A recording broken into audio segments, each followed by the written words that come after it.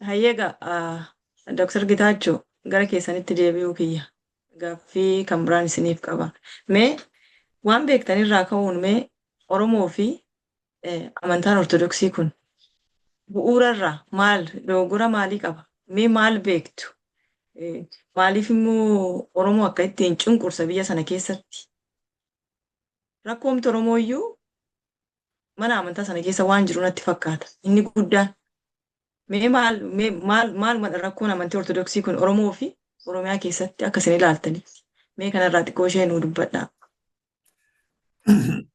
Galatoomi fayyaa ta'ii ulfaadhu dhugaadhuma kaaftee rakkoomti Oromoo Minilik bira jira miti. Tewoodiroos bira jira miti. Yohaannis bira jira miti. TPLF bira jira miti. Rakkoon Oromoo beeta kiristaanii Ortodoksii keessa jira. Oromoo kan cabsaa jiru mootummaa utuu hin taane Ortodoksii Habashaadha. Kanan adda baafachuudhaaf Gibsis dhaqee Ruusiyaas deemee Bulgaariyaas deemee Giriikii haa ta'u Turkii haa ta'u hunduma isaa Ortodoksii lafa jiru qoradhe. Naannoodhuma kamittiyyuu Bulgaariyaas dhaqe sabii afaan isaatiin kadhata. Warri Gibsi illee akkasuma. Afaan barbaadeen afaan isaaniin akka kadhatan godhame inkareejii godhama. Hordoftoota iyyuu argachuudhaaf.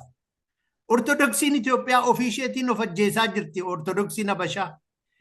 Oromoon akka afaan isaatiin kadhatu, akka qeesii isaatiin wal tajaajilutu godhanii Oromoon Ortodoksiin hin baay'ata ture. Hunda caalaa. Har'a gara waaqeffataatti, gara Protestaantiitti, gara Muslimaatti kan deemaa jiru afaan isaatiin tajaajila argachuu waan dhabeef. In generally, ummata Oromootti dhugaan himaa.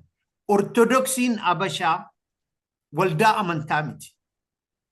Damee siyaasaa mootummaati. Kanan dhugaa isinitti himaanii. Kanan qoradhee bira ga'e. Bara Hayila Sillaasee paarlaamaa warra seera baasu keessaa nama 12 keessa namni 8 paappaasota hubadhaa. Warra uummataan filatame utuu hin ta'in Ortodoksiitu bakka buufata. 12 keessaa 8 jara jechuudha. Qeesonni kun damee siyaasaatti kan jedhu ani ragaa waliin malee calluma hidhee miti. Maali Protestaantiidhaan akkas jedheera, Muslimaan akkas jedheera.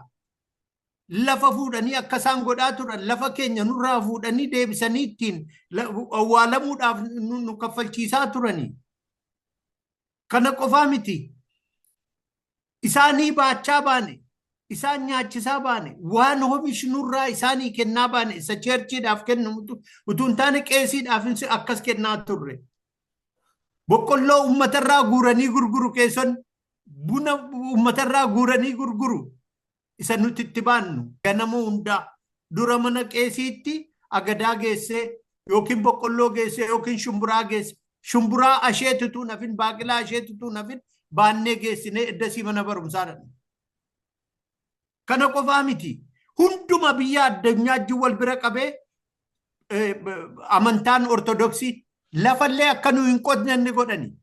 Guyyaa 45 hubadhaa. Guyyaa 45 akka hin qotamne godhan. Kun maaramiidhaa, kun Yesuusiidhaa, kun Goorgisiidhaa, kun maaliidha. Guyyaan 45 jechuun ji'arra darbee guyyaan 15 dabilii ta'e jechuudha. Kun namni qonnaa akka hin qonne godhan. This is systematically ummata Oromoo iyyoomsaa turanii jechuudha. Inna ikooloojii irratti illee yakka hojjechaa turan jarri kun. Barumsa keenya irratti yakka hojjechaa turan. Faranjiin akka dhufee naannoo keenyatti akka cheerchiin banne, akka kiliinikaan banne, akka mana barumsaan banne godhaa ture Ortodoksii. Dhugaadhuman Oromootti hima. Qeesiin Habashaa Oromoof kadhatee gannata sin gashu. Ani ilma keeti Oromoo. Sii fedhee manaa ba'e. Dhugaan sitti hima. Gannata sin gashanutuu arganii karaatti sitti cufu gannaticha. Waaqayyoon ilaa jara kanan gaachin gaallaa'ochuun attaas gabbaa jedhanii karaa sitti cufu malee siin kadhatan. Wayiifin akkas sitti hima obboleettii koo. Uummata Oromoof naa dhaama dhugaa kan. Dhugaa tokko nambisinaa. Maaliifan dhugaa Oromootti hima? Paaphaasiin buleettii ko hubadhu. Paaphaasiin nama hidhame mootummaa kadhateetu araarama rabbiif jedhaati gadhiisaa ani nan gorsaa jedha malee namichi Abuuna Gabreeliin hidhee si biratti dhufee waaqa sii kadhadha jedhu si goyyoomsaa jiraan dhugaa kana Oromoon naa gahiika. Maaliif Abuuniin isuma yakkamaallee yakka isaarraa dhaqee mana hidhaatti gaafatee gorsee tagsaasii kenneefi mootummaadhaan immoo dhaqee gadhiisaa jedha. Uummata Oromoo gadhiisaa jedha malee Paaphaasii Oromoo hidheen dararu ala 3-4 mana isaa irratti diisisu kana kan godhe Abuuna Saariyoosii fi Paaphaasota kana. Warri kun Oromoo uummata gimbiif dhaqanii waaqa kadhatu jedhee hin amanu. Uummatichis hin amanu. Uummatichis hin dhaga'u waan isaan jedhan. Gannati nutti haafuu jedheera uummati gimbii dhagaa gaafadha. Gannata galuun nutti haafuu karaa sobaa nutti hin dhufinaa jedhaniiru. Isuma nuyi muudanne isuma nuyi barbaannu nuufidha. Kana dhugaa dabsuu dhufaa jirtu. Oromoo gargar qooduu dhufaa jirtu. Booddee dhuftanii ilaa Oromootu nu jibbe. Isa kana jaallatee isa kana jibbeedhanii Oromoo gargar qooduuf jedha. Waldaa waaqeffataa akkan qodaan isaanii saamamu, kompiitarri isaanii saamamu, waaqeffataan akka hidhatu, akka hidhamu kan ajaja dabarsee Mallas Zeenaawii bira dhaqee hiisise ana dabalatee jechuudha. Kunoo Dr. Gammachuu Magarsaa lubbuun jira. Baqqaleen biyya Suwiidin jira. Baqqalee jiraata. Nami tokko immoo Minisootaa jira maqaa isaa illaan fadhe abbaa eenyuu kan jedhamu tokko. Nama jabaa tokko waaqeffata. Warri kun hunduu dararaman jechuudha. Kana kan godhe Ortodoksiidha. Oromummaaf Oromiyaa balleessuu irratti hojjeta hojiin Ortodoksii kana. Oromummaan kan cabe karaa Ortodoksiiti. Ammallee Ortodoksii Habashaatu Oromummaa cabse. Ishee kana kan hubate namichi tokkichi Abuuna Gabreel. Dhiirri Oromoo, gooti Oromoo, qulqulluun Oromoo Itoophiyaa keessa jiru Abuuna Gabreel qofa. Yoo itti dabalte Gammachuu Magarsaatti naa daballi nama dhugaaf dhaabbatu jechuudha. Kan 3-4 jiraachuu danda'u, 5-10 jiraachuu danda'u. Akkas ba'anii falmachuu baatanii malee nami dhugaa. Warri eenyummaa qaban jechuudha. Warri eenyummaaf dhaabbatan, warri Oromummaaf dhaabbatan jechuudha. Kanarraa kan hafe Ortodoksiin kana balleessuu barbaada. Eenyummaa keenya balleessu isarratti hojjetaa jira. Kan Gibsi garuu kana hojjetaa hin jiru. Kan Bulgaariyaa kana hojjetaa hin jiru. Kan Ruusiyaa kana hojjetaa hin jiru. Ruusiyaa keessa afaan 100 jira. Afaanuma sanaan kadhatu hundumtuu afaan isaaniin. Maaliif kan keenya dhorkameedha. Keessumaa ammoo Paaphaasii hiisise. Abuuna Saariyoos Paaphaasii Oromoo hiisise. Nama taraallee miti jechuudha. Nama Waaqayyoo hiisise. Nama Waaqayyoo hiisise Oromoo isa kamiif waaqa kadhatame Abuuna Isxifaanos. Wallaggaan naqee. Abuuna warra Wallaggaaf ramadame hidhanii dhaqanii attamitti uummata sanaaf kadhatu. Kanaafi kuni akkuma luba balaa sanaamu. Ilaa kunoo sidii muunneerraa luba balaa muudanii qabsoo Ortodoksii Oromoo qabbaneessuudhaaf tarkaanfii fudhatan. Amma immoo kunoo Dr. Isxifaanos immoo maal jedhan maqaa isaa naan galu. Isa sinii gooneerraati. Dhiisaa waa'ee Abuuna Gabreel, dhiisaa waa'ee falmaa Oromoo, dhiisaa waa'ee afaan Oromoo nuun jechuu fedha. No, never. Gaaffiin keenya Dr. Isxifaanosiin Wallaggaan akka nuu dhaquuf miti Oromoon.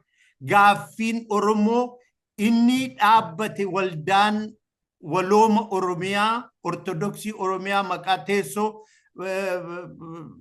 Magarsaa Badhaasaa diigamuu hin qabu. Kun gaaffii Oromooti, fedhii Oromooti. Afaan keenyaan kadhachuu qabna. Warri nu tajaajilan immoo ijoollee Oromoo ta'uu qabu. Hundi isaanii kanaadha. Abuuna Saariyoosii fi abbaa fedhe mootummaas haa ta'u. Abuuna Gabreeliin hidhanii manatti diiguun cubbuu miti. Inni kun attamitti Oromoof waaqa kadhata. Utuu Abuuna Saariyoos waaqa kadhatee gannata nagashee yuun galuun. Karaanni maaliif hin amanu ka'a? Hin amanu dhaqee hin dhaggeeffadhu sin dhaga'u. Kanaafi warri akkasii Oromoollee bakka bu'uu hin danda'anii. Tajaajilallee gochuu hin danda'anii. utuu nagaa buusanii jarri kun Arsii keessatti akkasittiin dhumu. Wallagga keessatti akkasittiin dhumu. Kiristaanni akkasittiin qalamu jechuudha. Inna kun kan dhufe abbaa dhabuudha. Kun kan dhufe Phaaphaasonni kaadiree ta'uudha. Dabballee ta'uu isaaniiti. Kanaafi kun sirreeffamuu qaba. Ortodoksiin Habashaa, Oromoon akkuma Ortodoksii Tigraay, akkuma Ortodoksii Goojjaamii, akkuma warra Ameerikaa ofiisaa danda'ee jiraachuu qaba. Afaan isaatiin kadhachuu, qeesii isaatiin, daakunii isaatiin jiraachuu qaba. We are educated people.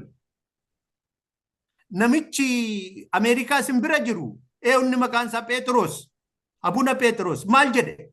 Oromoon qeesiitiin ta'uu, sheekiitiin ta'uu jedhe. Never jedhe. Inni kunoo Abiyyi irratti lola labsu nagaa jiraata. Inni kun garuu yakka tokko malee. Oromummaatu tuffatame. Oromummaatu dhiibamaa jira. Oromummaatu ukkaanfamaa jira. Kanaaf Oromoon falmachuu qabaadha.